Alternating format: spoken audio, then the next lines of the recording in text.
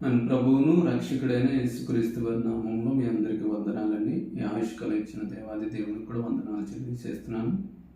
మనము లూకా సువార్త 12వ అధ్యాయము 16 నుంచి 21 వచనాల వరకు కూడా ధ్యానించుకుందాం. ఒక్కొక్క వాక్యంలో ఏం రాయబడి ఉందో మనం వాక్యము కనుక తీసినట్లయితే చదువుకుందాం.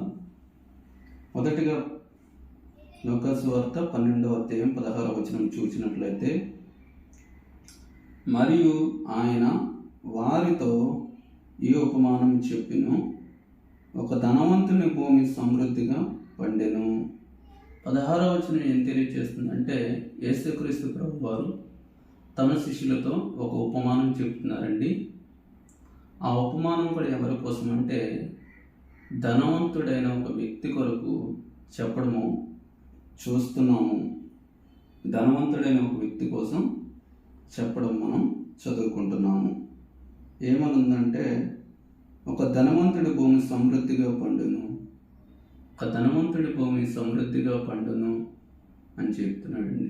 ఈ రోజున ఎంతమంది అయితే ధనవంతులుగా ఉన్నారో, అంటే లోక సంబంధమైన ధనవంతులుగా, ధనాన్ని చూసి గర్వించేవారు, లేదా ధనాన్ని ప్రేమించేవారు, ధనమే లేదా సర్వస్వమని బ్రతికేవారు, డబ్బు లేకపోతేనే నేనేం చేయలేను, నేను చాలా డబ్బు ఉన్న వ్యక్తిని, చాలా ధనం ఉన్న వ్యక్తిని, చాలా ఆస్తులు అంతస్తులు గల వ్యక్తిని అనుకునే వారితో దేవుడు ఈరోజు ఇప్పుడు మీతో మాట్లాడుతున్నాడండి. ఏమనంటే, ఒక ధనవంతుని భూమి సమృద్ధిగా పండును. 17వ వచనము, అప్పుడు అతడు, నా పంట సమకూర్చుకొనుటకు నాకు స్థలము చాలదు, కనుక నేనేమి చేతునని తనలో తాను ఆలోచించుకొని ఇలాగూ చెప్పాను. ఒక ధనవంతుని ఆలోచన ఎలా ఉంటుందో 17వ వచనంలో తెలియజేస్తుందండి. విస్తారమైన ధనము కానీ విస్తారమైన ఆస్తి ఉన్నవారు ఆలోచన ఎలా ఉంటుందంటే, ఈ ధనాన్ని ఎక్కడ దాచుకోవాలి, ఈ డబ్బుని ఎక్కడ దాచుకోవాలి, ఎలా దాచుకుంటే ఎక్కడ దాచుకుంటే సేఫ్టీగా ఉంటుంది అని రకరకాలుగా ఆలోచిస్తూ ఉంటారు. లేదా ఈ బ్యాంకులో వేస్తే మంచిది, ఎక్కడైతే సేఫ్టీగా ఉంటుంది అంటే ఒక స్థిరమైన ఆలోచన ఉండదు. ఎందుకంటే వారు ఎప్పుడు కూడా ధనం మీద ధనాన్ని ప్రేమించేవారు కాబట్టి, ధనం పట్ల ఎక్కువ ఆసక్తి చూపించేవారు కాబట్టి, వారి ఆలోచన ఎప్పుడు ఎక్కడ ఎలా ఉంటుందంటే, ధనాన్ని ఎప్పుడు కూడా వారు ఎక్కడ దాయాలి, ఎలా దాయాలన్న ఆలోచనలో ఉంటారు. అటువంటిది 17వ వచనము తెలియజేస్తుంది. ధనవంతుని యొక్క ఆలోచన ఎలా ఉంటుంది, గుణం ఎలా ఉంటుంది అంటే, ఇక్కడ ధనాన్ని ఎప్పుడు ఎక్కడ ఎలా దాచుకోవాలన్నది తెలియజేస్తుంది. అంటే అప్పుడు ధనవంతుడికి వచ్చిన ఆలోచన తెలియజేస్తుంది. 18వ వచనం ఏమనంటే, నా కొట్లను విప్పి వాటికంటే గొప్ప వాటిని కట్టించి అందులో నా ధాన్యం అంతటిని, నా ఆస్తిని సమకూర్చుకొని. చూడండి, ధనవంతుని ఆలోచన ఎలా ఉందంటే, తనకున్న ఆస్తిని లేదా తనకున్న ధాన్యాన్ని, తనకున్న సమస్తాన్ని దాచుకోవడానికి ఏం చేశాడంటే, తన దగ్గర ఉన్న మరి స్థలాలు కావచ్చు, మరి దాచుకోవాల్సిన ప్రదేశాలు కావచ్చు, వాటన్నిటిని పడగొట్టి వాటికంటే గొప్పవి కట్టించి, నేను అందులో నా ధనాన్ని, నాకున్న సమస్తాన్ని నేను దాచుకుంటాను అనే ఆలోచన కలిగి ఉన్నాడు. అవునండి, ఈరోజు ధనవంతులు ఆలోచన అదే. ఇప్పుడున్న ధనాన్ని ఎక్కడ ఏ స్థలం కొంటే బాగుంటుంది, లేకపోతే ఎక్కడ ఎటువంటి బిల్డింగ్ కట్టుకుంటే బాగుంటుంది, నా డబ్బునంతా దాచుకోవడానికి సరైన ఇల్లు కట్టుకోవాలి, లేదా మంచి మంచి కారుల్లో, మంచి మంచి బంగ్లాల్లో, మంచి మంచివన్నీ కూడా కొనుక్కొని ఇవన్నీ కూడా నేను దాచుకోవాలి అన్న ఆలోచనలు ఈరోజు లోకంలో చాలామంది బ్రతుకుతున్నారండి. ఈరోజు లోకంలో ధనం కోసము బ్రతికేవారే ఎక్కువ కనిపిస్తున్నారు. అందుకే దేవుడు అటువంటి వారితో మాట్లాడుతున్నాడు. ఏమనంటే, 19వ వచనం చూసుకున్నట్లయితే, ధనవంతుని ఆలోచన మరొక విధంగా ఉంటుంది. ఏ విధంగా అంటే, నా ప్రాణముతో ప్రాణమా, అనేక సంవత్సరములకు విస్తారమైన ఆస్తిని నీకు సమకూర్చబడి ఉన్నది, సుఖించుము, తినుము, త్రాగుము, సంతోషించమని చెప్పుకున్నదని అనుకునేను. చూసారా, ధనవంతుడి ఆలోచన ఎలా ఉంటుందంటే, తనకున్నంత సంపద అంతా కూడా చూసుకొని గర్వించి ఆనందించి తన ప్రాణంతో తాను చెప్పుకుంటున్నాడు. ఏమనంటే, నువ్వు ఇక్కడ సుఖించుము, తినుము, త్రాగుము. ఏంటంటే తన ప్రాణంతో నువ్వు బాగా సుఖించు, బాగా తిను, బాగా త్రాగు, నీకు నచ్చినది, నీకు నచ్చినట్లు జీవించు. ఎందుకంటే ఈ ఆస్తి అంతా కూడా నీ కొరకు నేను సమకూర్చాను అని ఈరోజు ధనవంతుడు తన ప్రాణంతో చెప్పుకుంటున్నట్లయితే, లోకంలో ఉన్న వారి పరిస్థితి కూడా అదే. తనకున్న డబ్బుని, తనకున్న ఆస్తిని చూసుకొని వారి విస్తారమైన జీవితాన్ని జీవిస్తున్నారు. వారి డబ్బుని ఏ విధంగా ఖర్చు పెట్టాలో ఆ విధంగా ఖర్చు పెట్టకుండా వ్యర్థమైన వాటికి ఖర్చు పెడుతూ, వ్యర్థమైన వాటి కొరకు ప్రయాసపడుతూ ఈరోజు వారికి ఉన్న ధనాన్ని వృధా చేస్తున్నారు. తినడానికి వ్యర్థమైన తిండులు తింటున్నారు, వ్యర్థమైన తాగుతున్నారు, వ్యర్థమైన సుఖానుభోగాలు అనుభవిస్తున్నారు. ఏది కూడా తన శరీరానికి ఆరోగ్యం ఇచ్చేది కానీ, తన శరీరానికి బలాన్ని ఇచ్చేది కానీ, తన శరీరాన్ని మంచిగా ఉంచుకునేదానికి కానీ ఎవరు కూడా ఈ రోజుల్లో ఆ ధనాన్ని ఉపయోగించట్లేదు. కానీ దాదాపుగా తనకున్న శరీరాన్ని పాడు చేసుకోవడానికి, తనకున్న శరీరాన్ని పాపంలో పడేసుకోవడానికి, లేకపోతే తనకున్న శరీరాన్ని అనేక రోగాలకి అంటించుకోవడానికి ఈ రోజున డబ్బు వృధా చేస్తున్నారు. ఆ డబ్బుతో ఈ రోజున డ్రగ్స్ తాగుతున్నారు, అదే డబ్బుతో మద్యం తాగుతున్నారు, అదే డబ్బుతో విచారం చేస్తున్నారు, అదే ధనంతో మరి అనేక మందిని మోసం చేస్తున్నారు, అనేక మందిని ఆ డబ్బుతో మోసపరిచి వారిని లొంగ తీసుకుంటున్నారు. ఈ రోజున ఆ డబ్బుతో ఏదైనా మేలుకరమైనది ఏదైనా చేస్తున్నారంటే ఏమీ చేయట్లేదు. ఏం చేస్తున్నారయ్యా అంటే వీళ్ళంతా కూడా ఆ డబ్బుతో పాపమే చేస్తున్నారు తప్ప ఎవరికి మేలు చేసే విధంగా కూడా ఏమి కూడా ఇక్కడ కనబడట్లేదు. ఎక్కడ చూసినా సరే ఈ డబ్బుతో ఈ ధనవంతులు చేసే పని ఏంటంటే పాపానికి ఉపయోగిస్తున్న పరిస్థితి. అటువంటి ఈరోజు పాపానికి ఆ డబ్బును ఉపయోగిస్తున్న వ్యక్తులతో దేవుడు ఏమని మాట్లాడుతున్నాడంటే, చూడండి 20వ వచనం చూసుకున్నట్లయితే, అయితే దేవుడు వెర్రివాడ, ఈ రాత్రి నీ ప్రాణం అడుగుచున్నారు, నీవు సిద్ధపరిచినవి ఎవనివగునని అతనితో చెప్పెను.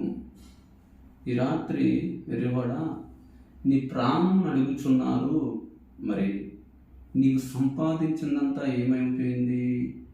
ఎవరు తింటారు? ఎవరికి ఇచ్చి వెళ్తావు? ఇప్పటిదాకా నువ్వు చెప్పుకున్నావు కదా, నా ప్రాణమా సుఖించుము, తినుము, త్రాగుము అని.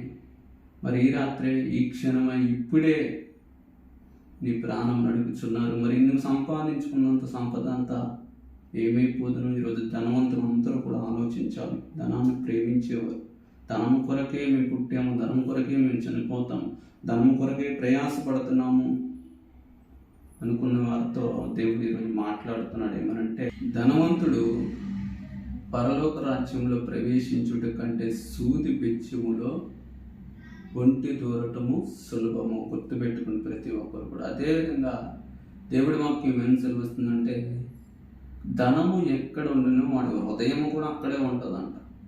మీరు గుర్తుపెట్టుకోండి ఈ విషయాన్ని బాగా.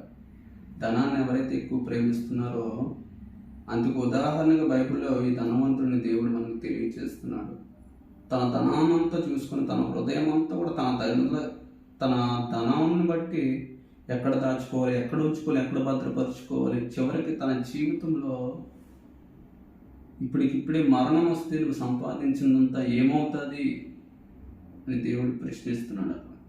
ఈరోజు మీతోనూ, ధనాన్ని ప్రేమించే వారితోనూ, ధనాన్ని నమ్ముకున్న వారితోనూ, ధనం కొరకే మేము బ్రతికి ఉన్నాము, ధనాన్నే ప్రేమిస్తాము, ధనాన్ని సంపాదిస్తాము, ఈ లోకంలో మాకు ఏమీ వద్దు, ఎవరు వద్దు, ధనమే మాకు శాశ్వతం అనుకునే వారితో దేవుడు మాట్లాడుతున్నాడు.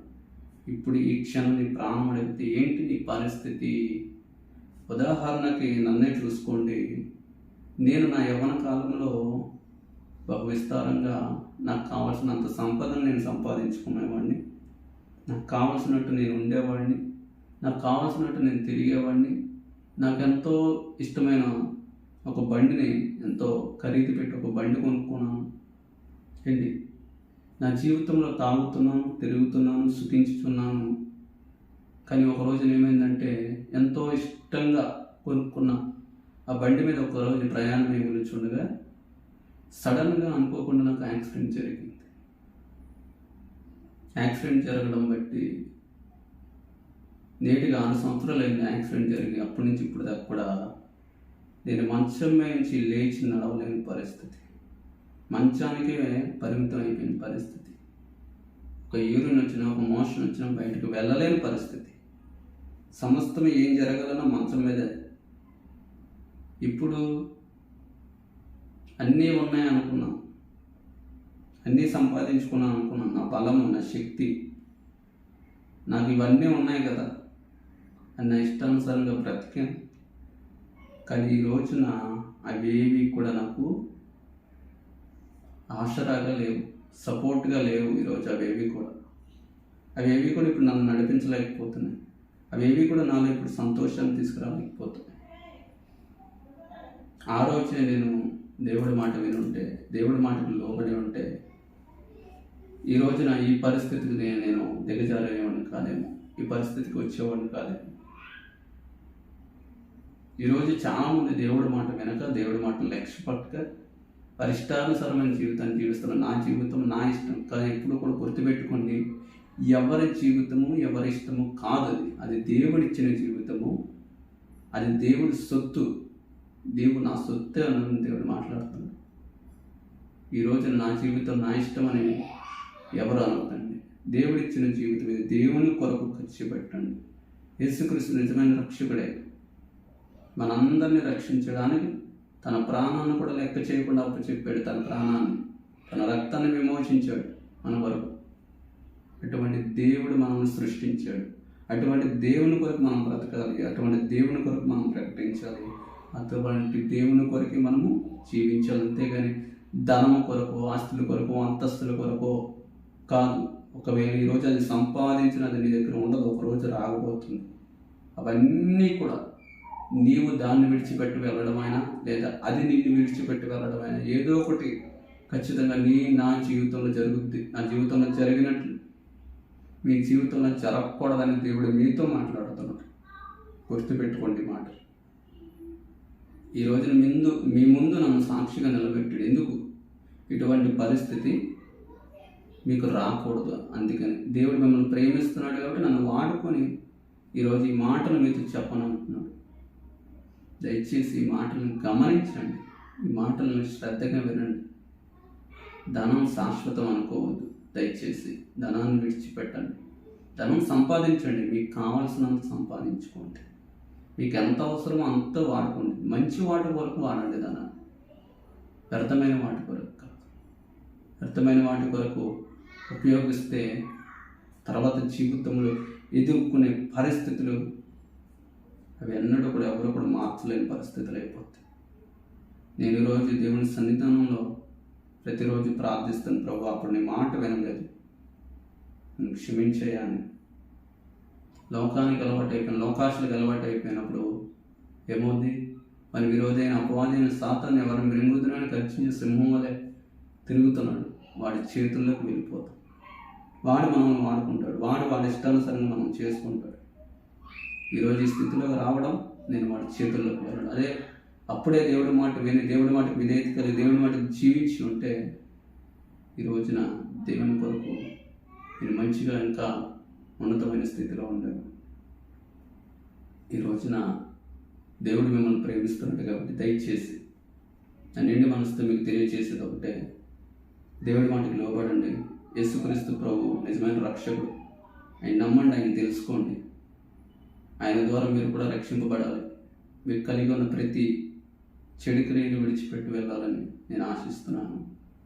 దయచేసి దేవుడు మరలా జ్ఞాపకం చేస్తున్నాడు. అలాంటి పరిస్థితి మీరు ఎవరికి రాకూడదు. ముందుగానే దేవుడి యందు భయభక్తులు కలిగి ఉండండి. ఈరోజు ఇప్పటికీ కూడా ఇదే మంచం మీద పడుకొని మరి మీకు ఈ మాటలు చెప్పవలసి వస్తుంది. నిజంగా దేవుడు మిమ్మల్ని ఎంత ప్రేమిస్తున్నాడంటే ఆ ప్రేమకు మీరు లోబడండి. ఆ ప్రేమకి మీ జీవితాన్ని సమర్పించుకోండి. ఆయన సొంత రక్షకుడిగా అంగీకరించండి. ఆయన మాట వినండి. ఆయన మాట చెప్పని జీవించి ఆయన ఇస్తానన్న పరలోక రాజ్యాన్ని మనం స్వతంత్రించుకుందాము. ఈ లోకంలో ఏది కూడా సర్వస్వము ఉన్నాయి. మీకు సమస్తం ఇచ్చాడు దేవుడు. మంచి ఆరోగ్యం ఇచ్చాడు, మంచి అవయవాలు ఇచ్చాడు. మంచిగా పాడగలరు, మంచిగా మాట్లాడగలరు, మంచిగా ఏదైనా చేయగలరు. అది దేవుడి కొరకు ఖర్చు పెట్టాలని ఆశపడుతున్నాను, దేవుడి కొరకు ఉపయోగించాలని ఆశపడుతున్నాను. నేను దయచేసి ఈ మాటలు అర్థం చేసుకుంటారని మీ అందరికీ కూడా నేను తెలియజేస్తున్నాను. మరి ముఖ్యంగా ఈ క్షణమే ఇప్పుడే నా ప్రాణం పోతే ఏంటి పరిస్థితి, నేను సంపాదించినంత ఏంటి, నేను చనిపోతే ఎక్కడికి వెళ్తాను? దేవుడు నమ్ముకోకపోతే మనం నరకానికి వెళ్ళాలి. యేసుక్రీస్తు వారి నామంలో మనం రక్షింపబడకపోతే నరకానికి వెళ్ళవలసిన పరిస్థితి. దయచేసి ఈరోజు ఇక్కడ సంపాదించుకున్న దానితోనూ సుఖం లేక పాపంలో పుట్టి పాపంలో చనిపోయి అక్కడ నరకంలో వేదన పడాలి. అదంతా కూడా దేవుడు ఇష్టపడట్లేదు. దేవుడు ఇష్టపడేది ఒకటే, మీరు నాతో కూడా సదాకాలము పరలోక రాజ్యంలో ఉండాలని ఆయన ఇష్టపడుతున్నాడు. కాబట్టి దేవుడు మీతో మాట్లాడుతున్నాడు. దయచేసి ఆయనకు ప్రతి మాటను మీరు గాయకొనండి. ఆయనను సొంత రక్షణగా అంగీకరించండి.